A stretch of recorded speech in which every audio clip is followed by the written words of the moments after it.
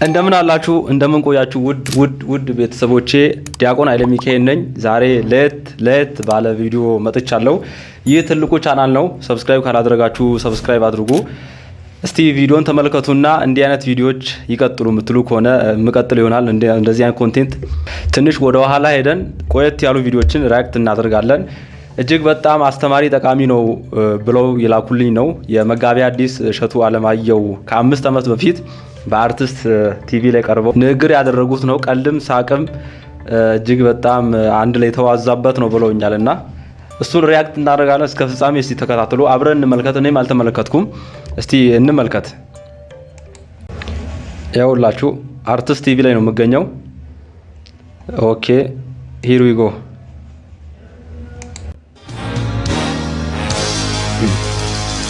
በዚህ ኮሜዲያን ልሁን ያሉበት የተፈለገው ስለ ቅኔ ነው። በቅኔ ውስጥ ሊቃውንቱ ሐሳባቸውን ይገልጣሉ። ወንዝ ተሻጋሪ ነው፣ ዘመን ተሻጋሪ ነው። መተቸት ያለበትን ይተቻል፣ ማመስገን ያለበትን ያመሰግናል። ብዙ ሰዎች ስለ ቅኔ ሲያስቡ ቅኔ ሃይማኖታዊ ወይም ደግሞ መጽሐፍ ቅዱሳዊ ብቻ የሚመስላቸው ብዙ ሰዎች አሉ። አይደለም። ቅኔ ፍልስፍና ነው። ግን ከሌሎቹ ፍልስፍናዎች የሚለየው ምንድነው? በሃይማኖት አጥር ውስጥ ያለ ነው። እንደፈለገ ትዚያውኑ ላይ ያወራ። ፍልስፍና እንደምታውቁት መነሻ ነው እንጂ መድረሻ የለውም ብለዋል ባለቤቶቹ። ብዙ ጊዜ ፈላስፎች ጥቂት መሆናቸው ነው እንጂ ፍልስፍና መነሻ እንጂ መጨረሻ የለውም። ዓለም ይበጠበጥ ነበር። ፈላስፋ ጥቂት ነው መሆን ያለበት፣ ሲበዛ መጥፎ ነው። አልፎ አልፎ ጣል እንደጨው ነው። አልፎ ጣል ምክንያቱም በብዙ ጤነኛ መካከል ስለሚደበቁ አይታወቁም። አሳታሚ ነው። እና በዓለም ላይ ሁለት አይነት ሰው ነው ታውቃላችሁ። እኔ ሁለት አይነት ሰዎች አስጠሉኛል። ምንም አልገባኝም የሚሉና ሁሉም ገብቶኛል። ሁለቱም ልታደርግ ምንም አልገባኝም ካለ ልግመኛ ነው። ሁሉም ገብቶኛል ካለ ደግሞ ጉረኛ ነው። ከባድ ነው። በከባድ ነው። እኔ ቤት ይሄ ሳቅ ሰው ግን አንድ ቅኔ ልንገራችሁና በዛ ቅኔ ላይ አንድ የሆነ ማብራሪያ ሰጥቷል። ሁለተኛው ጦርነት ሁላችሁም መረጃ አላችሁ። የኛ ዘመን የመረጃ እጥረት የለም እንደምታውቁት፣ የምግብ እጥረት ነው ያለው። የምግብ እጥረት ነው ያለብን። መረጃው ግን በጣም ትልቅ እውነት ነው አባቴ። መረጃው እኛን የሚመጥን መረጃ እንደሚሰጠን ፈረንጆቹ በራሳቸው ልክ ቀደው የሰፉትን መረጃ ስለሚሰጡን እኛ ላይ ሲመጣ ወይ ይሰፋል ወይ ይጠባል። በጣም ብዙ ብልሽት ነው የሚፈጠውና በሁለተኛው ዓለም ጦርነት ጣሊያን ኢትዮጵያን ወረዋ ታውቃላችሁ። ሁለት ጎራ የተከፈለ ነው እንደምታውቁት። እንግሊዝ፣ ፈረንሳይ፣ አሜሪካና ሶቪየት ህብረት በተለያየ ምክንያት አይግባቡም። ግን የሆነ ችግር አግባብቷቸው በአንድ መስመር ተሰልፈዋል። እነ ጣሊያን፣ እነ ጃፓን፣ እነ ጀርመን፣ ሌሎችም ደግሞ ንዑሳን ሀገሮች ደግሞ እንደዚሁ ተከታዮች አሉ። በአንድ መስመር ተሰልፈዋል። ኢትዮጵያ ጣሊያንን ወረረች። እንግሊዝ እኛን ረድቶናል። የረዳን ስለሚወደን አይደል፣ ጣሊያንን ለማስወጣትና ለመተካት ነው። እና ባለቅኔው ይሄንን የተቀኘበት መጀመሪያ ሐሳቡን ልንገራችሁ ብዬ ነው። መጽሐፍ ቅዱስ ላይ ሰይጣን አያወጣውም የሚላል ታውቃላችሁ? ሰይጣን አያወጣውም።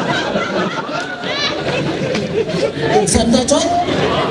ሰይጣንን ሰይጣን ያስወጣዋል አያስወጣውም? ወይም የወጣው በትክክል ሰይጣን አለ ማለት ነው እንጂ ሰይጣን ከሆነ በትክክል ሰይጣን ያስወጣው። እና አሁን ባለቅኔው ምን አለ?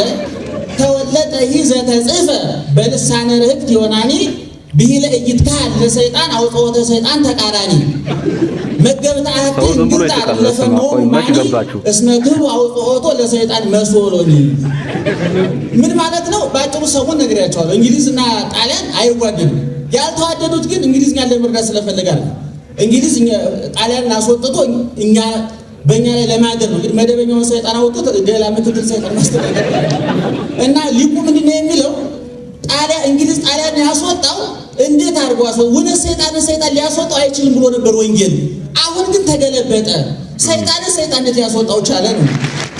ሰይጣን ሌላው ደግሞ ይትረከብ ምክር እንድህረ መከራ ይላል። ከመከራ በኋላ ምክር ይገኛል ነው። አንዳንድ ጊዜ ብዙ ችግሮቹ ከደረሱ በኋላ ለምሳሌ ሰው ጫማ የሰራው እግር ስላለ እግር ባይኖር ጫማ ይሰራል። ሞባይል የተሰራው ጆሮ ስላለ በጣም አበባ የተሰራው አይን ስላለ በሆነ አጋጣሚ ዓለም በጠቅላላ አይነ ስውር ቢሆን የአበባ እርሻ በአንድ ቀን ይዘጋል።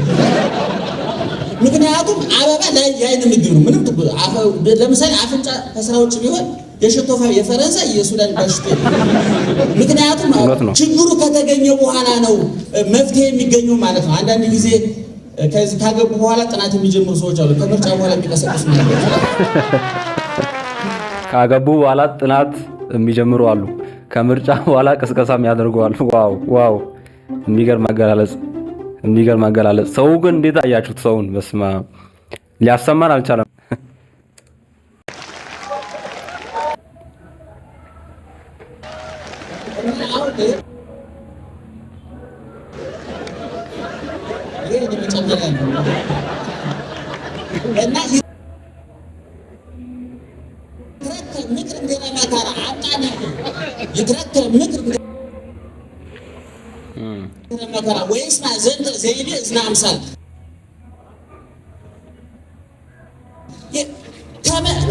በጣም አሁን በቀን ቤት ቢሆን እንዴት አድርጌ ያመሰጥረው ነበር። በጣም እንትን በጣም ማጥቀቅ ስላለብኝ ነው፣ ራቁት ማቅረብ ስላለብኝ ነው። ለእናንተ ምንድነው የተረከበ ምክር እንዲረ መከራ ማለት ከመከራ በኋላ ምክር ይገኛል ማለት ነው። ከወደቁ በኋላ የት ልጠገን ማለት አለ። ከታመሙ የት ልታገም እንደሚባሉ ማለት ነው። እና በመጽሐፍ ቅዱስ ላይ ሳኦልን እግዚአብሔር አንግሶት ነበረ። ከማንገሱ በፊት እግዚአብሔር ያንን ነገር ካነገሰው በኋላ ግን ወይኔ ምነው ሳኦልን ባላነገስኩት ብሏል እግዚአብሔር አለ ማለት ነው። ዓለም በጸጸት የተሞላ ነው። ሁልጊዜ እንዲህ አይነት መሰናክሎች ይገጥማሉ። አሁን በጣም ሰፊ ምስጢር ነው ያለው። ሌላ ደግሞ ስለ አመጽ አልገዛም ብሎ የሚያምጽ ይቀሰቅሳል። አመጽ ማለት አልገዛም ባለቅኔ ምንድን ነው የሚለው? ለሰው መሪ እንጂ ገዢ ሊኖረው አይገባም። እንስሳት ገዢ እንጂ መሪ እንጂ ገዢ የላቸው። ለሰው ግን መሪ እንጂ ገዢ ሊኖረው አይገባም። የሰው ልጅ መሪ እንጂ ገዢ የሚገዛው ሊኖረው አይገባም። ኖባዲ ገዢ አይደለም ተባለም። ሳይፈለጉ እየተሾሙ ሳይፈለጉ ገዢ እግዚአብሔር ብቻ ነው።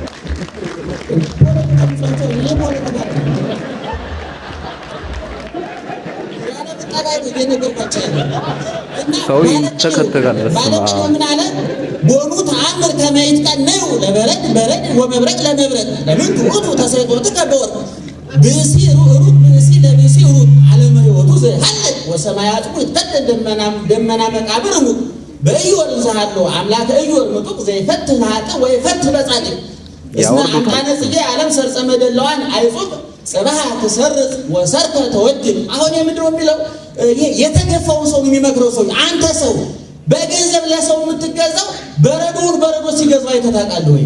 መብረቁን መብረቅ ሲገዛው አይተታቃለህ ወይ? ለምድር ሰው የሚገዛው ማመጽ አለብህ ማለት ነው። ከባድ ነው። ይሄን አሁን ሊትራሊ ቀጥታ የምንቀበለው ከሆነ ከባድ ነው። ማመጽ አለብህ። እንግዲህ የዓለም ስርዓት እንደዛ አድርጎናል። እንግዲህ ለመንግስታት እንድንገዛና መንግስታት ምንም አይነት የፈለጉትን ነገር እኛ ላይ ማድረግ እንዲችሉ አድርጎ የዓለም ስርዓት ያዘናል። እንግዲህ ምንም ማድረግ አይቻልም እንጂ በረዶ ለበረዶ እንዴት ይገዛል? ኦር በግ ለበግ እንዴት ይገዛል? ሰውን ሊገዛ አይችልም ነው ዋና ፖይንቱ በእውነት። እስቲ እንቀጥል። እንደደባ ፈቃደቱ ማለት ነው። እንደነዚህ ማለት የቀኝ ግዛት አፓርታይድ ያለ ነበር የዛን ጊዜ ማለት ነው።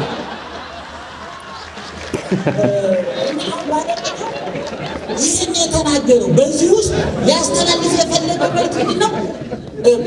ትክክለኛ ፈራጅ እግዚአብሔር ነው አለ። እግዚአብሔር ሲፈርድ መረጃ ሰብስቦ አይደል? አሁን የሰዎች ፍርድ በመረጃ የታገዘ ስለሆነ ብዙ ጊዜ ያለ ጥፋታቸው የታስ በ10 ዓመታቸው ጥፋተኛ አይደለም ተብሎ ሲፈቱ እናውቃለን።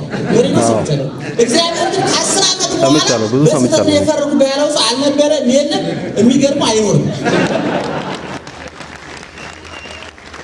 ብር እዳ ከፍለው ብለው ከስንት ዓመት በኋላ ነው አሜሪካ ላይ ነው የሰማሁት። ይህንን ዜና ቆይቷል። ከስንት ዓመት ከ10 ምናምን ዓመት በኋላ ኬዙ በስተት ነው ያሰርን ብለው ፈተውታል። ካሳ ምናምን ከፍለው ማለት ነውና ዓለም ላይ ብዙ እንደዚህ አይነት ነገር። እሺ ሌላው ደግሞ ምን አለ? ስም እንደምታውቁት በሀገራችን ብዙ የተበላሹ ስሞች አሉ። ያለ ቦታቸው የተለጠፉ ንጉሱ ተብሎ ዙፋን ላይ መቀመጥ ሲገባው የቤተ መንግስት ዘበኛ ሆነ እና ባለቀኝ ላይ በሱ ስመ ተጸውዕ በውሸት የሚወጡ ስሞች አሉ። እስማቦ ባባ ዮሐና ታውቃለች? ዮሐና የት ነው ያለች? ምን ታላለች? ስሙን ታላለች? አሁን እሷ በትክክል ዮሐና መባል ያለባት ዮሐንስ ምንድነው መባል ያለበት? ንገሩ። የውሃ ልጅ ነበረ። አሁን እሷ ተገልብጧል። የዮሐንስ መባል ሲገባት ውሃ ካለ የዮሐና ትኖራለች። ዮሐና ስላለ ግን ውሃ ሊኖር አይችልም። አሁን ተገልብጧል አለ ባለቀኝ። ይሄ ትክክል አይደለም። በዓለም ላይ እኔ አሁን የሃይማኖት አውደ ምሕረት ስላልሆነው እንጂ ስለመቤታችን የተቀኘው በትክክል ቦታው ላይ የተገጠመ ስም ንባቡ ከምስጢሩ ከትርጓሜው ከግብሩ ጋር የተሰናኘ የተቆራኘ የተስማማ የድንግል ማርያም ስም ለማለት ፈልጎ ነው ባለቀኝ። አሁን ግን ስብከት ስላልሆነ የምትዋለ እና አሁን ምንድነው ያለ ቦታው ስም ይወጣ። አሁን የሚያገኝ ብዙ ስሞች አሉ። እውነቱን ለመናገር የድሮ ስሞች ችግርን ይገልጡ ነበር። መቼ እንደወጣ ለምሳሌ ምናሴ መርሴ ያዘው ማስረሻ ማለት ነው። ዮሴፍ ምናሴን ያወጥ ለልጁ ስም ያወጣ ግብጽ ወርዶ ቤተሰቦቹ ወንድሞቹ ጠልተውት ስንት መከራ ደርሶበት ከወለደ በኋላ ማስረሻ የችግር ማስረሻ ማለት ነው። አሁን ዛሬ ይመቸኝ ኢንተርኔት ለምን እንደተወለደ በጣም ብዙ ችግሮች አሉ። ስሙ አብራር ሄደ ማለት ነው። ባለቅኔ ይሄን ይተቻል። ሌላው በቅኔ ቤት እንደው ሳልናገረው የማልፈው ባለቅኔዎች ይመርጣሉ። መጀመሪያ ንባብ ይመረጣል፣ ቀጥሎ ትርጓሜ ይመረጣል፣ ቀጥሎ መሰምና ወርቅ ይመረጣል፣ ቀጥሎ ቤት ይመረጣል፣ ቀጥሎ ምስጢር። አሁን ቤት ለምሳሌ በቅኔ ትቤት አሁን የጀማሪ ቅኔ እኔ የበሰለ ባለቅኔ ትትት የብርድ አይቀርም። ትቤት ሙቤት እነዚህ እግሮሙ አይኖሙ ልብሶም ብዙ ስለሞላ ማለት ነው። የሞላ ነገር እንደምታውቁት አይከበርም። ወርቅ የሚከበረው ከድንጋይ ስለሚበልጥ ሳይሆን ትንሽ ስለሆነ እንጂ ወርቅ ድንጋይ ነው፣ ምንም ትርጉም የለውም። ግን ድንጋይ የዋህ ነው በየቦታው ስለተገኘ እሱ ብቻ ባይሆንም መምረጥ አለ። አንዳንድ ጊዜ ቅኔ ስነ ጽሑፍ ኪነ ጥበብ የህዝብ አይደል። አንዳንድ ህዝብ ወዶታል ሲባል ህዝብ ወዶታል የሚባለው ለጤፍና ለስንዴ ነው። አረ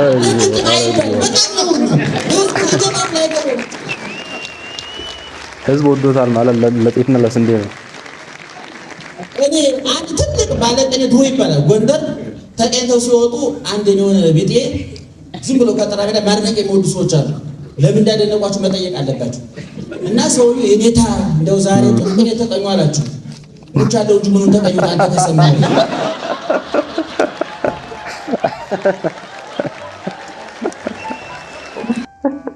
አንተ ከገባ ምኑን ተቀኘሁት ነው ሞቻለሁ። አቤት አቤት አቤት የአባቶቻችን አሽሙር እስማ አፈር ከርም ያበሉት እኮ አንተ ከገባባ ምኑ ቅን የሆነ ስድ ንባብ ነው እንጂ አይደል?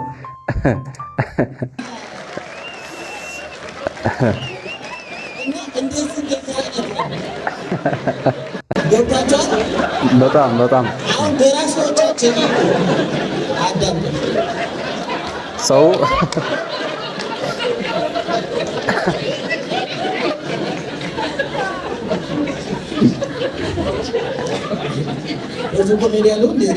በዚህ ኮሜዲያ ልሁን አረ እግዚአብሔር ጸጋውን ሰጥቶ ተረባ ማለት የፈለኩት ገጣሚዎቻችን መምረጥ አለባቸው። ማን ያደነቀኝ ነው አላፊ አግዳሚ ሁሉ ሲያደንቅ ምን ገብቶ ነው ማለት አለባቸው። ህዝቡ ይደግፋል የሚባለው ለሃይማኖትና ለፖለቲካ ነው። አይሆንም፣ በጣም ነውር ነው። አሁን እኛ ሀገር በአጋጣሚ ብዙ ነው፣ በአጋጣሚ የሚኖረው ይበዛል። ገጣሚዎቻችን ሊያጣሩ ይገባል ማለት ነው። ካልመረጡ አደጋው ከባድ ነው። እየቀጠሉ መምጣት ይገባል። ይሄ ሳይንስና ቴክኖሎጂ ኑሯችንን ማቀለለ እኛን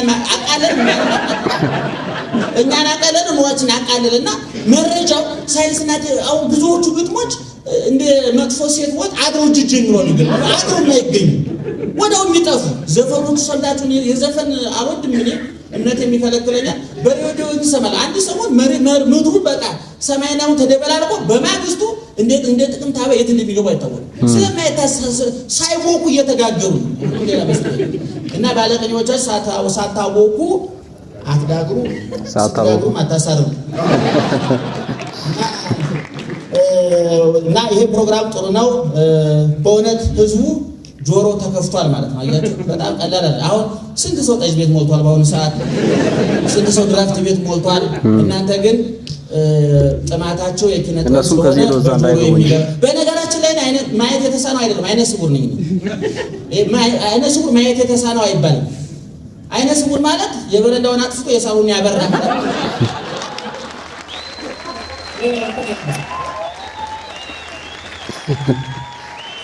ከአቅማቸው በላይ ሆነ እኮ።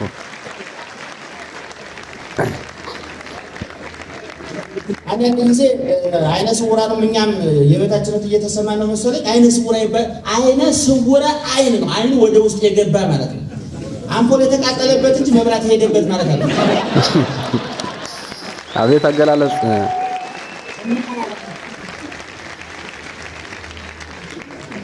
አባው ለሚቀጥለው ቁም ነገር እናገራለን። ዛሬ ማረኝ